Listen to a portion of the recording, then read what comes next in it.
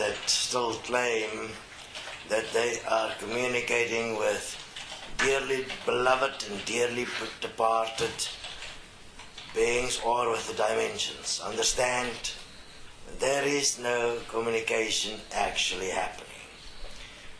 You'll find the following points.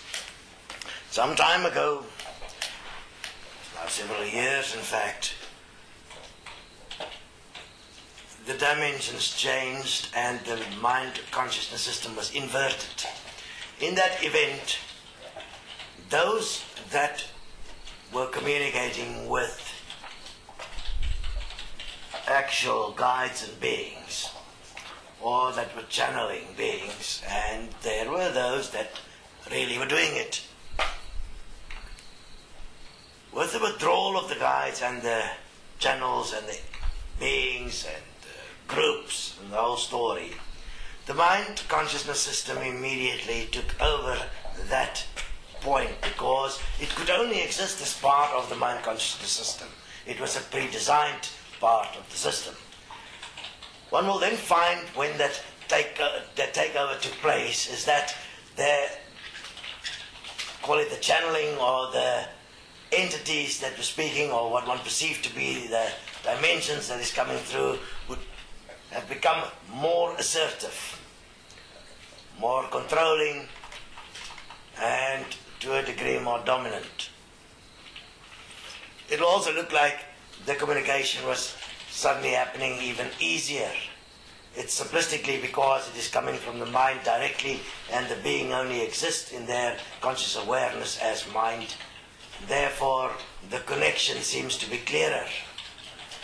But you are not, in fact, communicating with a being, or a guide, or a dearly departed, or with some angel. Therefore, you'll notice that the information remains the same and is never practical related to this world. It has always the tendency to separate one from this world into something that will come later, not giving attention to that which is really relevant in this world and in this life. You cannot expect to present information to the world that is to do with the so-called greater one, or the one which all exist as, or the greater divine one, or the universal self. As long as you're not even able to live effectively in the physical world as it exists right now, that is deceptive. You know that if you are thoroughly self-honest. But if your desire to be special and important is out of context, you will present yourself as some form of spiritual being.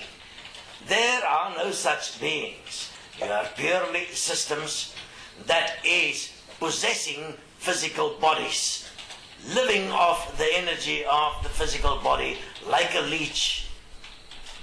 You are not even in control or directive ability of your physical body. That is your first concern, to come equal to the physical body and equal to the mind. All the things that take you on a trip somewhere else is not real. No communication will be allowed with the dimensions for a substantial amount of time, because it's not relevant to the earth process. When you die, you will see. Remember one thing. A dimensional being do not have human form. A dearly departed do not have human form, do not have a facial expression. All of that was a mind projection that was used in the design. In fact, when you die, the body is gone, and what remains is for you to be seen when you are dead as well. There's no point to worry about it now, because one thing is certain, you're going to find out for yourself. Thus deal with the stuff that you can really make a difference in, which is this world. deal with an equal system that supports all beings equally, so that you do not have to stand after death in front of everyone that suffered and have to ask for forgiveness because you were too self-absorbed to consider that they were suffering while they were on earth.